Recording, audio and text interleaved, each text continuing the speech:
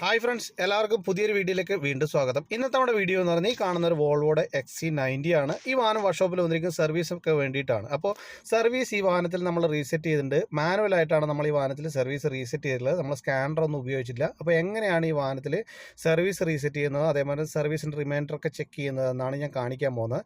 ഇതിൻ്റെ സർവീസ് ഇപ്പോൾ നിങ്ങൾക്ക് കാണാം, ഇതിൻ്റെ അകത്ത് 0 days 0 kilometer ആണുള്ളത്. അത് നിങ്ങൾക്ക് ചെക്ക് ചെയ്യാൻ സാധിക്കുന്നത് ഇവിടെ നിങ്ങൾക്ക് പോയി കഴിഞ്ഞാൽ കാർ സ്റ്റാറ്റസ് എന്നുള്ളൊരു ഓപ്ഷനിൽ പോയി കഴിഞ്ഞാലാണ് ഇതൊക്കെ കാണാൻ സാധിക്കുന്നത്. ഇനി ഈ വാഹനത്തിൻ്റെ സർവീസ് റീസെറ്റ് ചെയ്യേണ്ട പ്രൊസീജിയർ ഞാൻ കാണിച്ചു തരാം.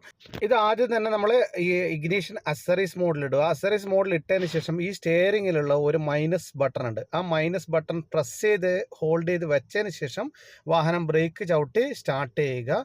അപ്പോൾ നിങ്ങൾക്ക് ഇവിടെ ആയിട്ടൊരു ഐ എന്ന് പറയുന്ന ഒരു ബട്ടൺ ബ്ലിങ്ക് ആവുന്നത് കാണാം. അപ്പോൾ അത് ബ്ലിങ്ക് ആയതിന് ശേഷം മാത്രം ആ സ്റ്റിയറിംഗിൽ നിന്ന് കൈയെടുത്ത് മാറ്റുക. ഇപ്പം ആക്ച്വലി റീസെറ്റ് ആവത്തില്ല. റീസെറ്റ് ആവാത്തതിൻ്റെ മെയിൻ കാര്യം എന്ന് പറയുന്നത് ഇതിൻ്റെ ബോണറ്റ് ഓപ്പണായി കിടക്കുകയാണ്. അപ്പോൾ ബോണറ്റ് ഓപ്പണായി കിടക്കുന്ന അവസരങ്ങളിൽ റീസെറ്റ് ആവത്തില്ല. അപ്പോൾ ഞാനത് ക്ലോസ് ചെയ്തിട്ട് അതേ പ്രൊസീജിയർ ഒന്നും കൂടി ഞാൻ കാണിച്ചു തരാം. ഇതിൻ്റെ അകത്ത് ഈ സ്റ്റിയറിംഗിലുള്ള മൈനസ് ബട്ടൺ പ്രസ് ചെയ്ത് ഹോൾഡ് ചെയ്ത് വെക്കുക.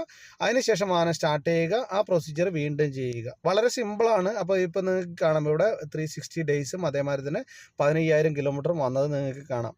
അപ്പോൾ ഞാൻ പറഞ്ഞു, ഈ ഇഗ്നിഷൻ അസറീസ് മോഡിൽ ഇട്ടതിന് ശേഷമാണ് നമുക്ക് ഈ മൈനസ് എന്നുള്ള ബട്ടൺ പ്രസ് ചെയ്തിട്ട് ഹോൾഡ് ചെയ്ത് വെക്കേണ്ടത്.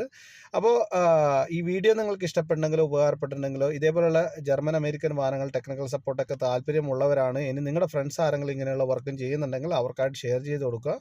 അപ്പോൾ താങ്ക് യു ഫോർ വാച്ചിങ്.